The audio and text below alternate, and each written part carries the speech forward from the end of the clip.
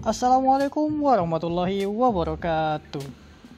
Halo semuanya, kami dari kelompok 1 yang beranggotakan Mita Yumei Anastasia, Nurul Utami Hamid, dan saya sendiri Imam Fadli.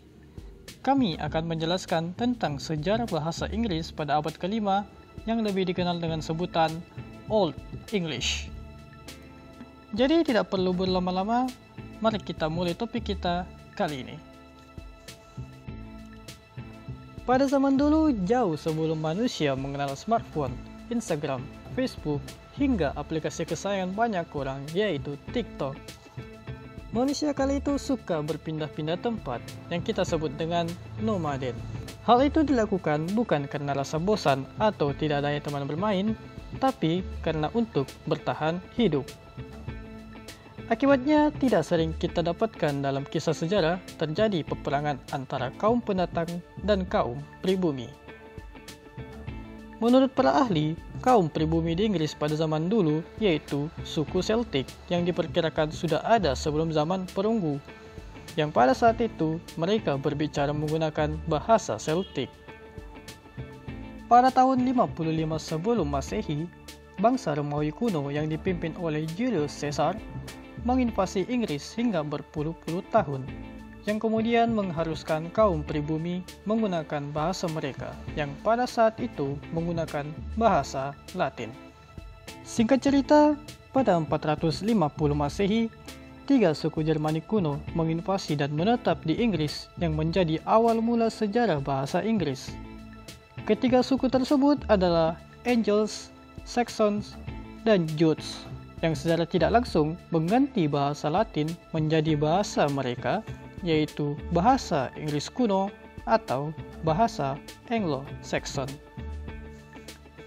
Bahasa inilah yang digunakan Beowulf dalam membuat puisi-puisinya dan menjadi cikal bakal terciptanya bahasa Inggris. Dan untuk penjelasan selanjutnya tentang bunyi konsonan bahasa Inggris kuno akan dijelaskan oleh rekan saya Nurul Utami Hamid dan Yumei Anastasia. Terima kasih Imam. Perkenalkan, saya Nurul Utami Hamid. Dan saya Mita Yumei Anastasia. Kami akan melanjutkan penjelasan sebelumnya dari Imam Fadli. Bahasa Anglo-Saxon ini tentunya sangat berbeda dengan bahasa Inggris modern.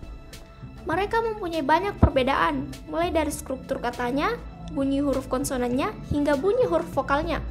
Kita bisa memperhatikan contoh puisi berikut yang berjudul The Our Father untuk dapat melihat perbedaannya. Fader ore, du til erotol heavenum, si sin name Jahargod. Tobe komme fin rike, I wurde sin vilde, on erotan swasva on heavenum. Orne deg chamlikan hlaf, sylle us to deg.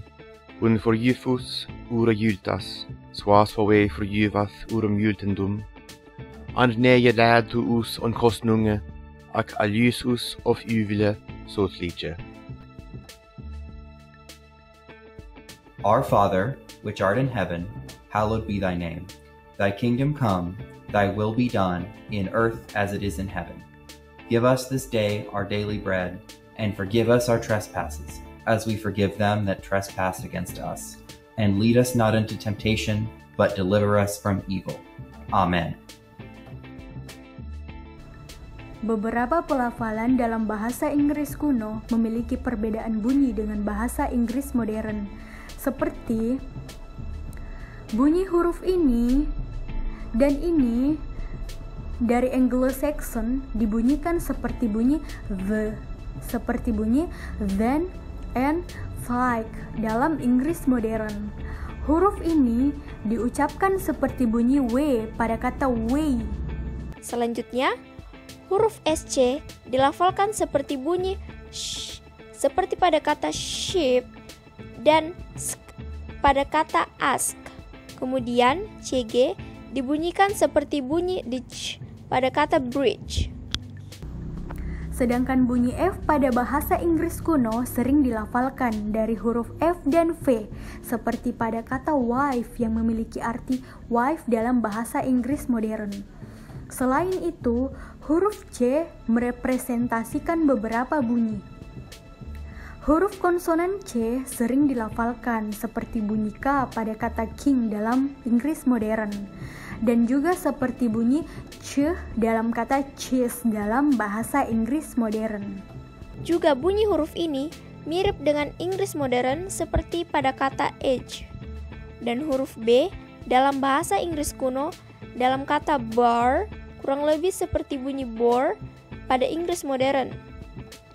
Demikianlah penjelasan singkat kami tentang bahasa Inggris kuno atau yang lebih sering disebut dengan bahasa Anglo-Saxon.